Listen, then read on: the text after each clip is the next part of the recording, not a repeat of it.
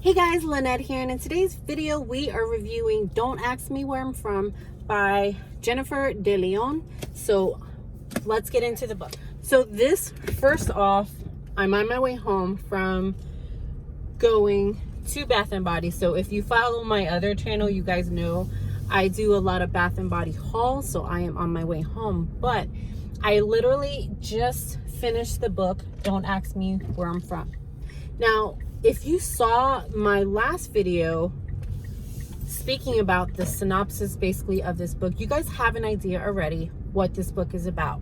But Don't Ask Me Where I'm From, just the title alone, is a question that if I would say, just using my example, if you're a Latina, you get that question all the time, especially for me. And like I said, this is spoiler free, but just giving you guys an idea of where I saw this book from, where I'm coming from.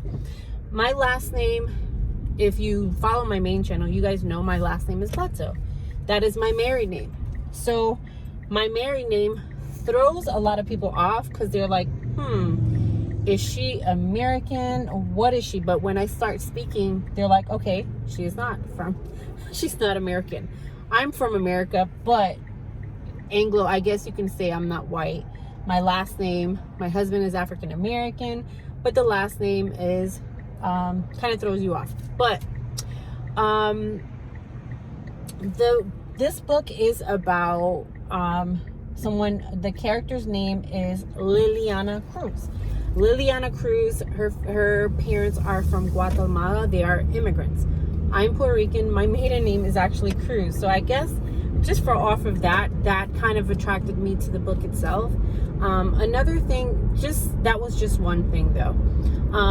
But the question of Don't Ask Me Where I'm From is a question, like I said, that if you're Latina, you get a lot. Now, the reason why this book was attractive to me was because the story was something that I had. Let me get on the highway. The story line, I guess you can say, was something that I had encountered. When I was in high school, what happens is Liliana, and like I said, I'm not giving any spoilers, but it kind of brings it all together and makes sense. Liliana Cruz actually is going, she lives in Boston, and she gets not approved, that's the wrong word, but she gets accepted into like this very bougie high school. So when she goes to her school, she's like one of the smartest people within the school. But when she goes into this high school, it's like a totally different environment. The students there don't all look like her, so it kind of throws her off. So in a sense, the reason why and I'm trying to not give spoilers, so that's why I'm like being careful with my words. She has a hard time, and I am going to use the word assimilating into that school. So she has a problem because the people that look like her and come from where she comes from, they kind of look at her weird. And there are students that live in that school, actually, like the white students, I guess you can say, that go to that school, they kind of look at her weird also. So she's kind of in a crossroad of where do I belong? And that actually happened to me when I went to high school. I lived in Brooklyn, New York for the first 15 years of my life. But when my mother decided to move us outside of the city, we actually moved upstate to Rochester, New York. I used to be the smartest person. I used to be in the top gifted and talented, well, not gifted and talented, but in the smartest grade class within my junior high school. But when I moved to the high school upstate, it was like a totally different environment. I wasn't one of the smartest students again, and I've had a very hard time fitting into that school. Now, going back to the book, there's a lot of things that have to do with her family. Her father gets deported, and again, just dealing with that. I'm Puerto Rican, so my background, we don't deal with that to that degree at all, because we are American. But the thing that was, I guess, similar to me was how do you find your space in a place where you're looked at as you don't belong? So that kind of story, I mean, I wish there was something like that when I was young, because that kind of story right now is prevalent, especially if you are a student in school. I'm sure that sometimes people of color just feel like they don't belong at all. And I feel like Jennifer DeLeon, she capitalizes on that story. Well, not capitalizes, that's not the right term, but she goes through exactly like how a student in that time, in this time today, right now, would feel going to a school. Like, you don't feel like you belong. You don't feel like you shouldn't be there. And then you have to fight your mind and be like one way at school and then a different way when you come home. And then when you do come home and you hang out with your friends, it's like, oh, they think they're better than me. So I was watching a special actually last night, and I forgot what it was called. It was on NBC, and they were talking about like the top people, the top inspirational people of 2021. It was like the first time. And if you've watched that, let me know in the comment section below. They were talking about Lin-Manuel, the person who put together Hamilton, who is putting together a movie in the Heights. And he was talking about, he went, and I think this is where I got the verbiage of gifted and talented, because I just watched that last night. He was talking about how he lived in Washington Heights in New York City, but he went to a gifted and talented school, and he had to figure out how to be two different people. And that's kind of what this whole book is about. She had to figure out how to be two different people, because as a person of color, sometimes you feel like you shouldn't be able to get these things.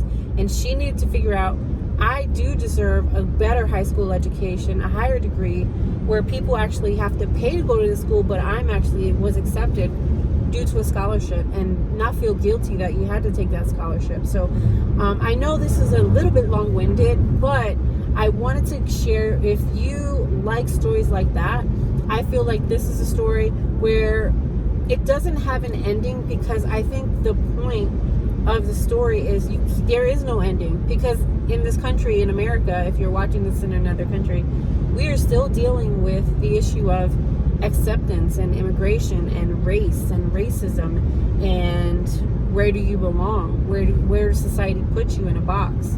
So I feel like there wasn't an ending, but it ended in a way that, okay, it left you like, okay, because the story of American race is still happening right now, and it wasn't all about race, but it touches race in a way that I wish I would have known, or would have read a book like this when I was in high school, figuring out myself, like, how do I fit in? Because for me, high school was the worst.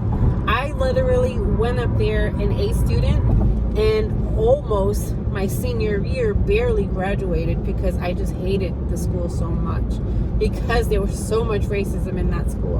And I actually wrote a blog about that, so I'm not going to go into it, but if you go to my blog, you can see that as well. But the link for the blog will be under this video, so you guys can take a look and see. And I was talking about, if you look on my blog, if you guys are curious, if you look up Rochester on my blog, then you can read all about my time in high school, if you are curious. But like I said, the book was really, really good, because it was like seeing my story. Sometimes you feel like you're in a place like that alone, but it was like reading my story minus the immigration part and how your family would deal with it. Like, people of color have so much going on at home that when you go to school, or maybe when you go to work, you have to pretend all that stuff is not happening. Like, in the beginning of the story, you're gonna find out anyway, so it's not really a spoiler, that her father got deported. So think about it. Can I really accept an acceptance of into a bougie school, or a really well-graded school? Mind you, my father just got deported. So how do you deal with that stuff? So that's kind of where, like I said, this book was really, really good.